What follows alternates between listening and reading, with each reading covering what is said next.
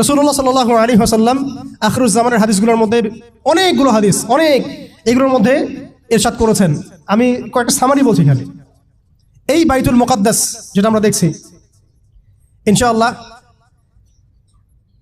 এই বাইতুল মুকাদ্দাস যেটা আমরা দেখছি, এখান থেকে ইনশাআল্লাহ তাআলা ইসলামী খেলাফা কায়েম হবে, এটা ভবিষ্যৎবাণী লেখা হয়ে গেছে। মালহামা হবে, এটা লেখা হয়ে গেছে। এবং মুসলিমদের একটা বড় অংশ শহীদ হবে, এটাও লেখা হয়ে গেছে। মুসলিমদের একটা অংশ এই যুদ্ধে জয়লাভ করবে, এটাও লেখা হয়ে গেছে। ঈসা আলাইহিস সালামের হাতে 40 বছর ইসলামী খেলাফা কায়েম হবে, এটাও লেখা হয়ে গেছে।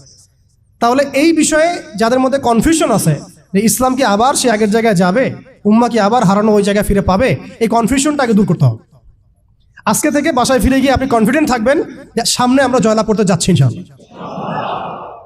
আগামীকাল আমাদের জয়ের সূর্যোদয় উঠবে, এটা লেখা হয়ে গেছে। এটা যাদের মধ্যে পড়াশোনা নাই, এলেম নাই, যারা দুনিয়াদার, যারা এইসব তন্ত্রমন্ত্রে ধোকায় পড়ে আছে, তাদেরকে বললে তারা হাসতে পারে। এমনকি পশ্চিমা সভ্যতা, Zionist movement, United Nations, NATO, FBI, এরা সবাই হাসতে পারে যে এগুলো হবে। ওরা এগুলোকে ওই যে আসাতিরুল আউয়ালিন বলতে পারে, যেমনটা কাফেররা বলতো, প্রাচীন নীতি কথা, এগুলো বলতে পারে।